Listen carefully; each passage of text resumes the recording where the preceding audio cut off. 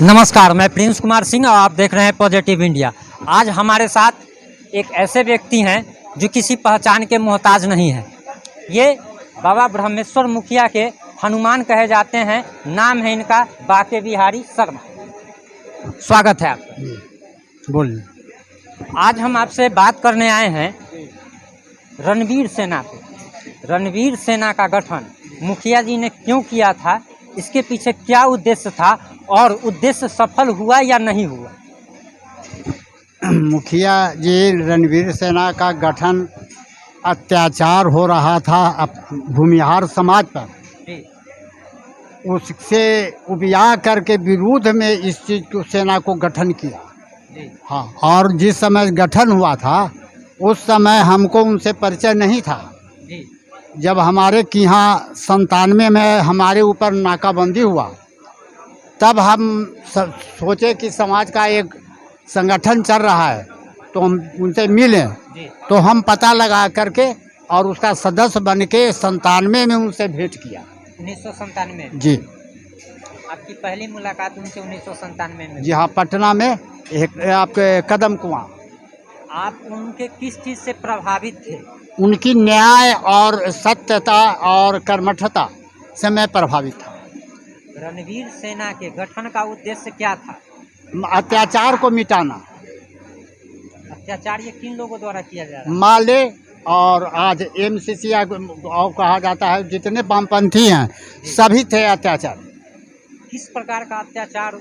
निर्दोष किसान, निर्दोष मास्टर, निर्दोष व्यक्ति को हत्या करना और उससे जबरदस्ती अपना कानून मनवाना, यही काम था।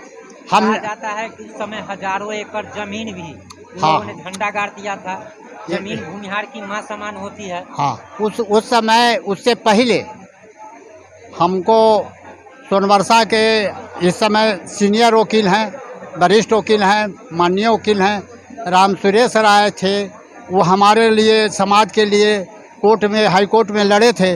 उनके द्वारा हमें मालूम हुआ कि मुखिया जी सबसे पहले 92 में भेंट किए थे राम सुरेश राय से। अच्छा। तो उन्होंने कहा था और लिख के दिया था कि 125 टीचर को आरा में मारा, बुला करके स्कूल से निकाल करके, और हाँ, उसको उनका से हथियार लिया और मार के हत्या कर दी।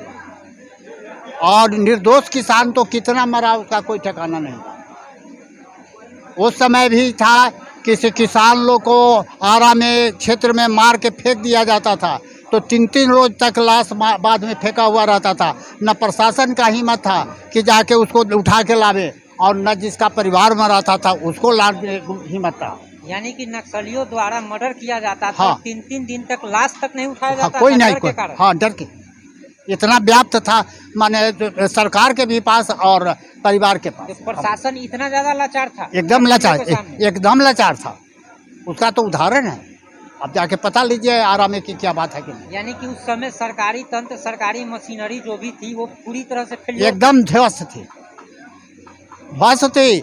हाई कोर्ट में एक परिवार का बेल के लिए राम सुरेश राय गए थे और बहस कर रहे थे, तो हाई कोर्ट में जज से कह दिए कि तो रणवीर सेना का केस है।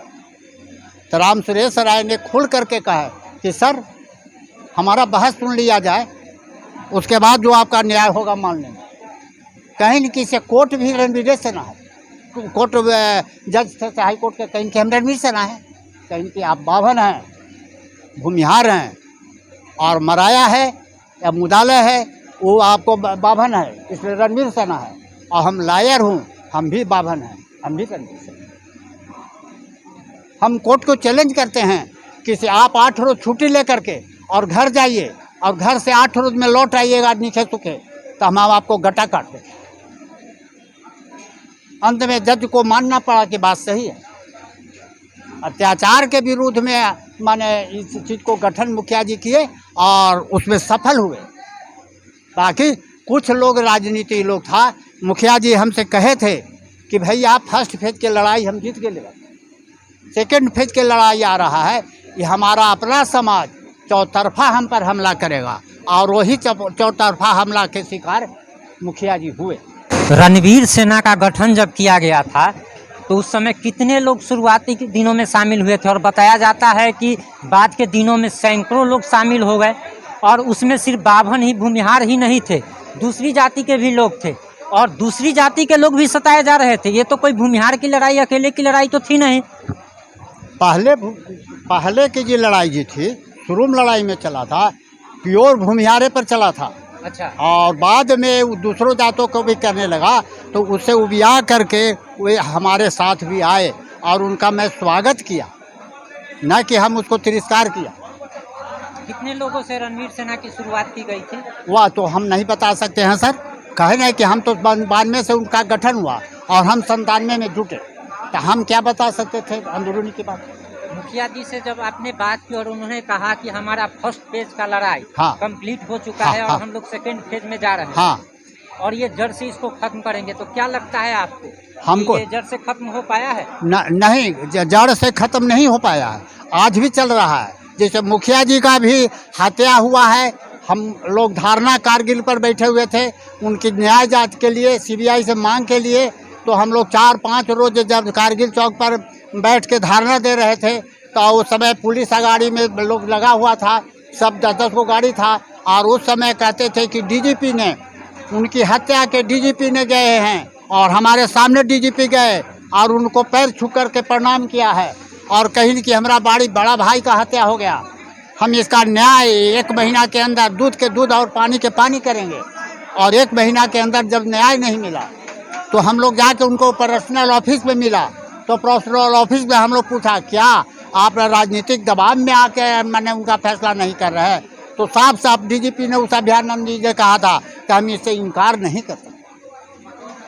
यानी कि ये राजनीतिक साजिश थी। हाँ, और राजनीतिक प्रेशर भी था। हाँ, आज जब हम लोग धारणा पर थे 2 साल के बाद, तो यह शाही परिवार का एक सदस्य आकर के हमने मंच से उद्घाटन किया था कि उनका सौदा 7 करोड़ रुपया में हुआ है मर्डर का। हाँ, हमको मालूम हो गया था, तो हमने यही नहीं मालूम हुआ था कि मुखिया जी की हत्या हुआ। कहा गया कि बाभन के हत्या के एक महान नेता को 7 करोड़ रुपया में हुआ है, नीतीश सरकार को द्वारा किया गया, और नीतीश सरकार ने ही आज तक के उनको डीजीपी को भेजा था, और षड्यंत्र के तहत कि उनको लाश को चाहे बक्सर में दफना दीजिए, आरा में दफना दीजिए, गांव पर दफना दीजिए, जहां दफना दीजिए।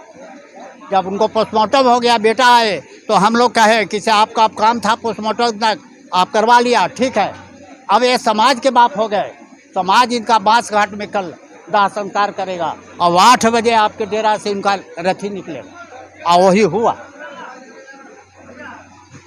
यानी कि लोगों द्वारा जो आरोप लगाया जाता है सरकार पे कि तत्कालीन सरकार का पूरा हाथ था, एकदम इसमें दुमत की बातें नहीं, और इसीलिए आज तक हत्यारा पकड़ा नहीं। हाँ, आज तक लिपापोती कर रहे हैं नीतीश सरकार। सीबीआई जांच भी हुई थी। हाँ, सीबीआई भी हमारे पास आया था पूछने के लिए, बाकी कुछ गोपनीय बात है नहीं कहा कि तो न्याय नहीं करेगा या समाज में आएगा। जिस समय मुखिया जी बचते थे हमको था ये आत्मविश्वास कि हमारा रक्षा करेंगे वो, बाकी जब उनकी मराने के बाद हमें समाज पर भी अब कुछ लोग हमारे के साथ में रह रहे हैं, पर उन पर भी विश्वास नहीं है कि वह क्या करेंगे, हमको भी हत्या कर सकते। आपकी भी हत्या हो सकती। हाँ, इसमें दुमत की बात नहीं है।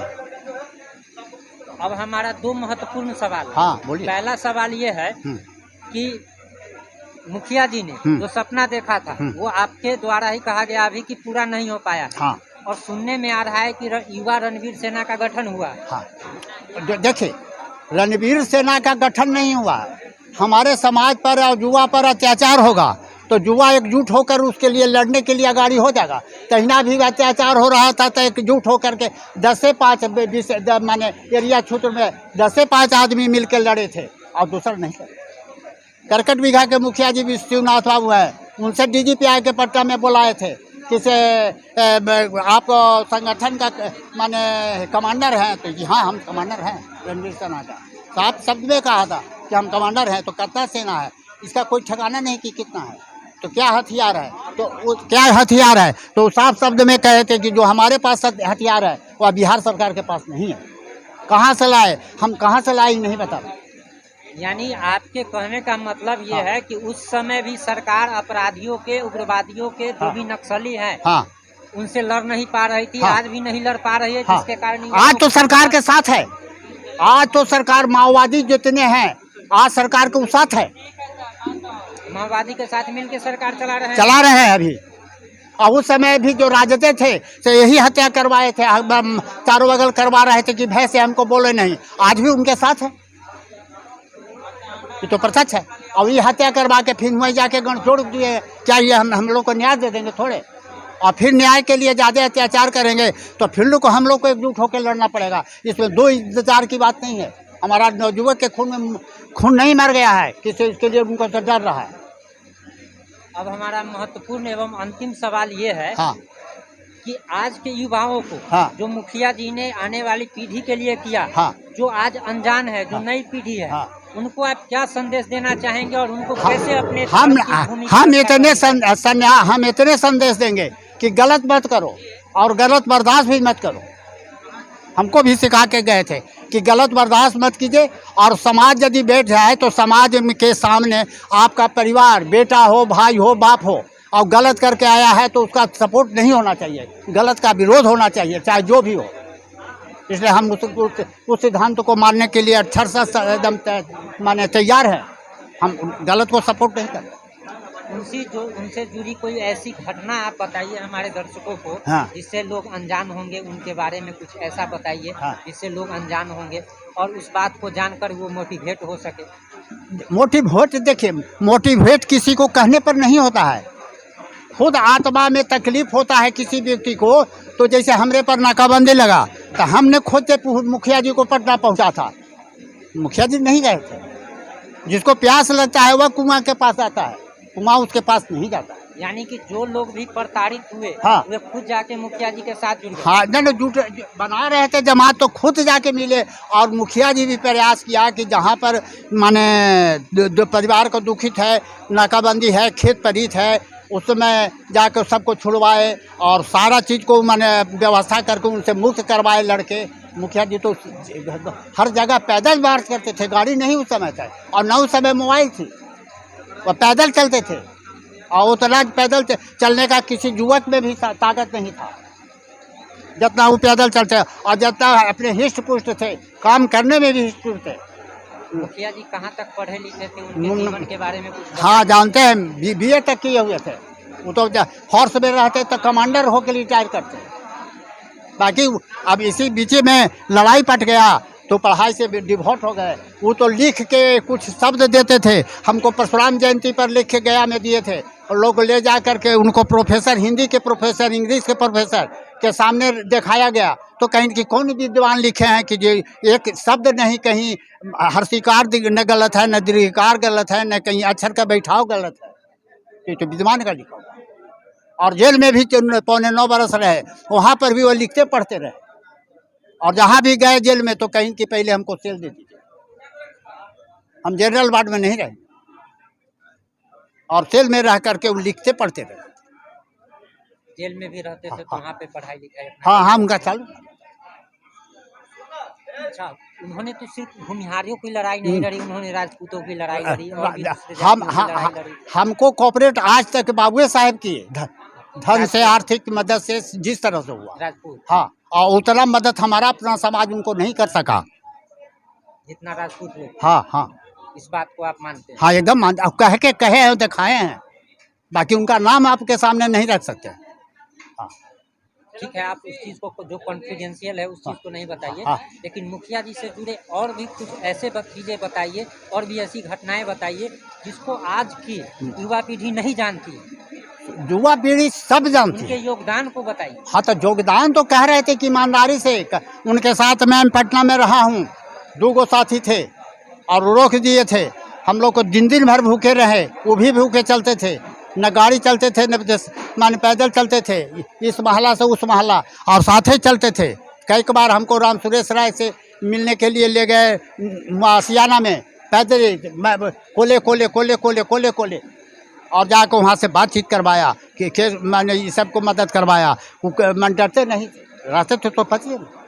आप धीरे धीरे उनके इतने नज़दीक, मुखिया जी के इतने नज़दीक कैसे आ गए कि आप हनुमान बन गए? हाँ, न हनुमान तो लोग कहा, न कि मुखिया जी हमसे कहा।